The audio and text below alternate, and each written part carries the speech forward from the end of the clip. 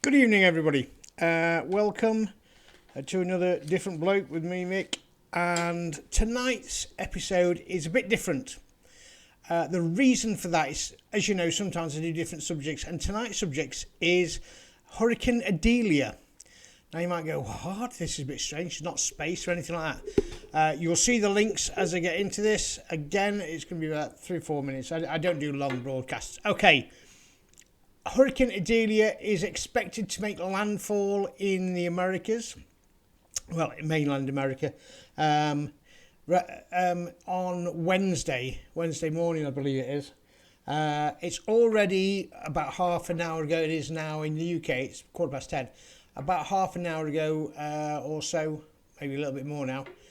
They said that it's already upgraded to a Category 2 hurricane. Now, why does this affect the UK?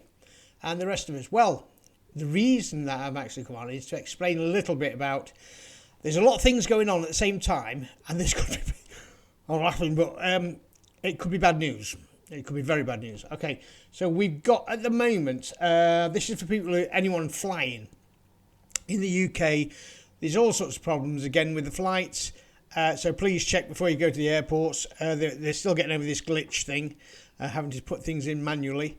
To get the flights off the ground. As well as that, anyone flying over to Orlando or things like that, you're going to have to watch the flights, because at the moment it's not actually coming in over Orlando, but that may well be affected by the hurricane. Now, the hurricane itself is going to strike landfall in a bit of a. I don't use maps. You have to check this out, as you know, with me. It's going to strike landfall. And now there's an expected, the weathermen are predicting that there could be up to an 11-foot surge, water surge coming with it.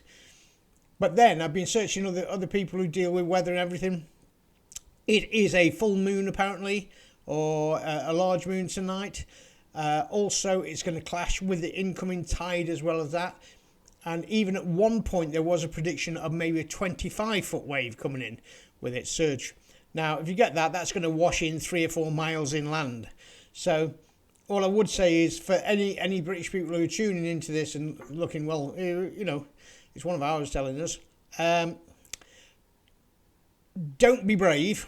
Don't do typical English thing is to get a camera and go, oh, I'll take a picture of this. Right? Don't do that. It is dangerous. Make sure you're hunkered down well. Get some water, some food. And go to somewhere safe. Make sure it's safe, okay, for the next couple of days until it's blown over. Hopefully, fingers crossed, everyone has done that. Those who need to evacuate have evacuated, and nobody's injured or hurt during this. So everybody stood waiting for that. So I thought I'd give you exactly what's going on there. There's a lot of things combining that could make it worse. I think it's already up to sustained winds of 80 plus.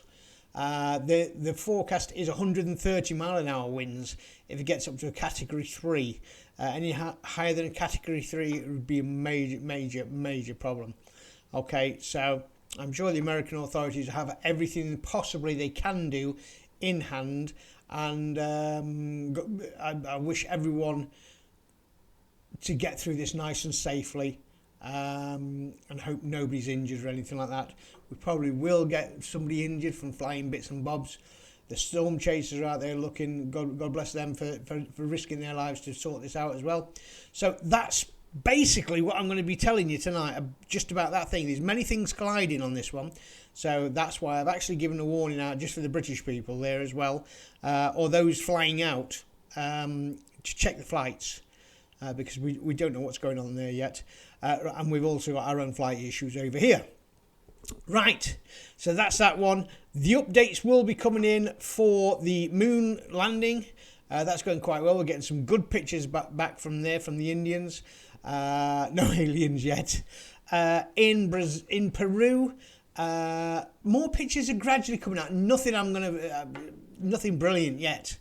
There's another picture of a bright alien. But they haven't captured one. We want a captured alien. That's what we need to give us the proof. So there's that going off. We've also got another COVID alert going on worldwide as well. It's actually weird because in the building I actually live in, there is somebody with COVID at present. So I hope you get better. So soon anyway. And then, but for those people who are vaccinated, I'm an anti-vaxxer. Sorry, you upset everybody. But for those who are vaccinated, apparently you're in a higher chance of actually getting this next one.